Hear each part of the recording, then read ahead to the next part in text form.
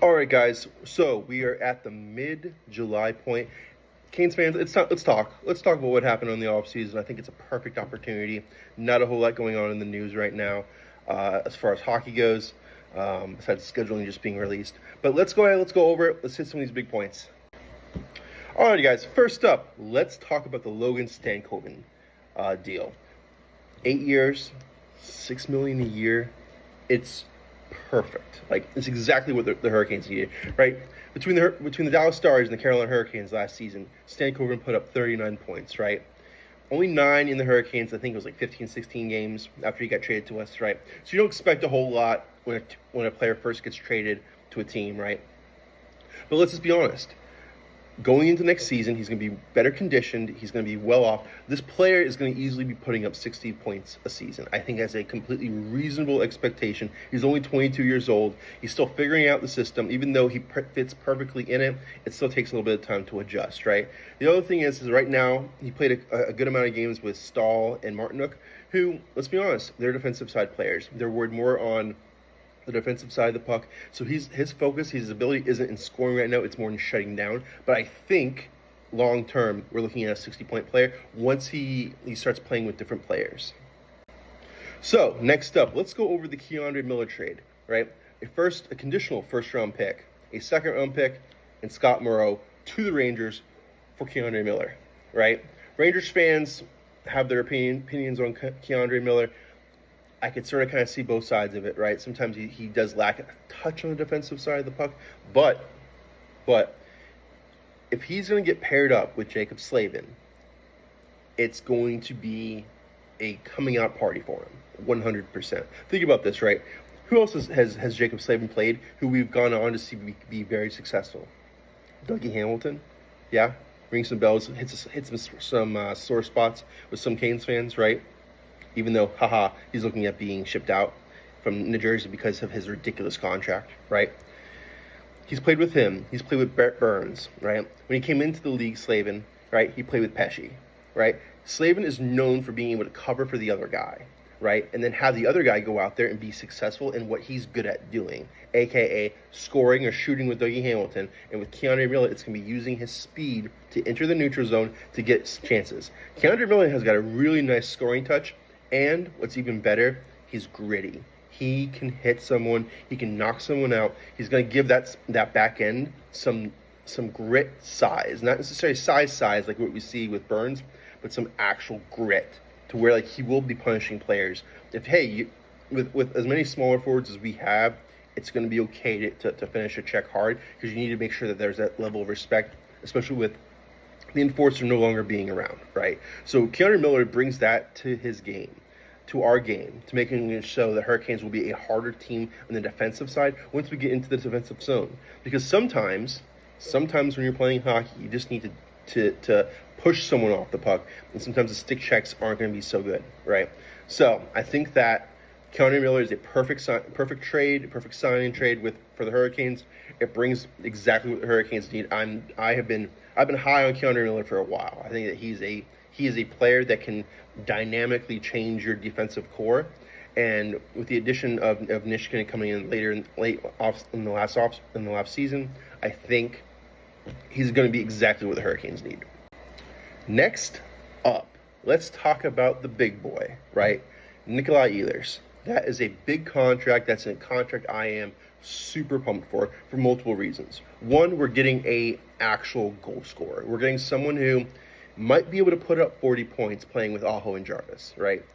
It's a little bit of a stretch. Some people might not totally agree, but in my world, this is what I'm thinking.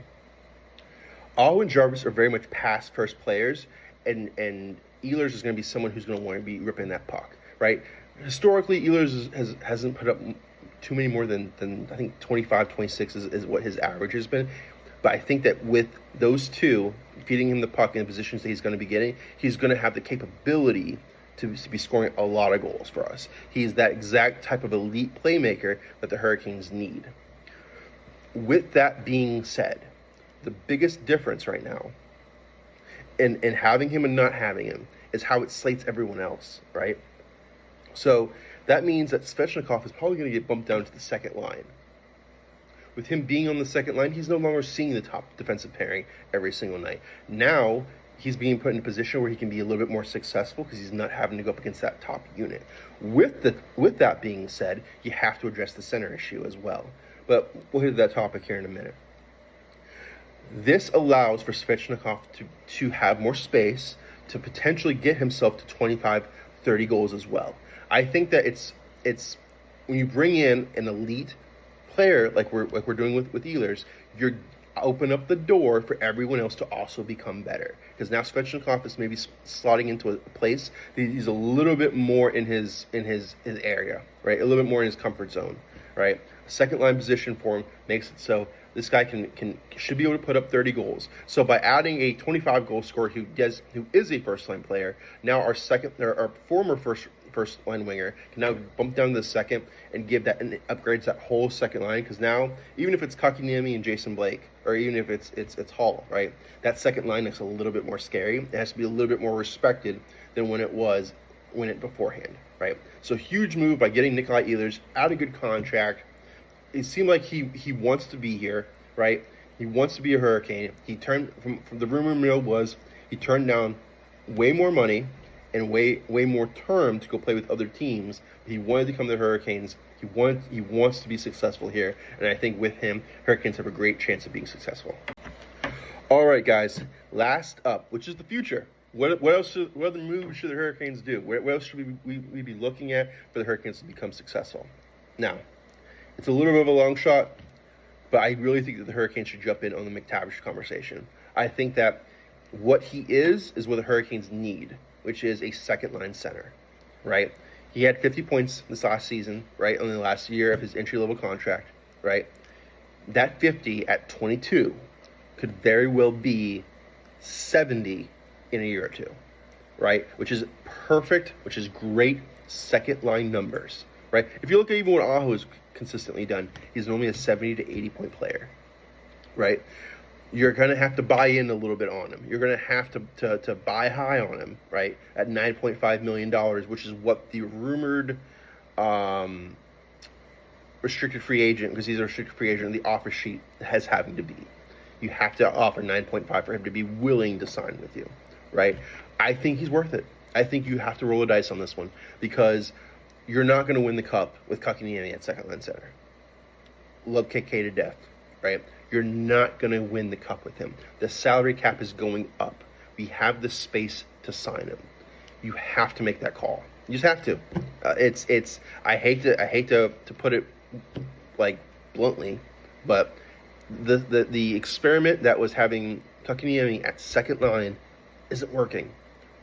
You can't keep on wasting some of Svechnikov's and some of these other players' best years on a failed experiment. You have to go ahead and roll the dice on it. Yes, it might make him the highest player, if not the second highest player on the team, right? But you need it. You have to have it right now. You have to have a second line center. You're not going to go up and play the Florida Panthers with Kotkaniemi as a second line center and expect to be able to win. You just can't do it, right? With that, after that move is completed, I do think you move out Kotkaniemi. I think you try to move him out for the trade would have to look something along the lines of KK and maybe a third rounder or fourth round player to a Utah-ish, to a team that has some good pieces in play. Buffalo even. I think Buffalo might be a perfect team for him to go to. You have to move him to a team that needs a little bit of a changing culture. He works hard. He's a good player. Don't get us wrong. I just think that right now he doesn't work in Rod Brandemore's system. He doesn't have the skating ability. He doesn't have the defensive awareness. It's just not. Love the guy to death. But we got to call a spade a spade. If the Hurricanes want a Stanley Cup victory, they have to start making these harder decisions that can result in actual victories and actual measurable success, right? I think all of us should be ecstatic that the Hurricanes are consistently in the playoffs. I don't think that we should be jaded at the fact that just because we're not winning a cup doesn't mean we shouldn't be cheering for the team. But I do think that we're at a point where, this isn't working. Certain things aren't working, and we need to address them and move on from them. Because if we're going to constantly beat our heads against a bush that says, hey, Kotkaniemi doesn't work at second line center. You already have a third line center installed. So are you going to pay $5 million a season for a fourth line center? No. Why would you do that? Especially because it's a spot that should be going to a Bradley Nadeau, or one of these younger guys that we've drafted over these years that have the capability of coming in and playing big minutes for us, right? We've created a little bit of a log jam. What I mean by that is we've created so many of these players.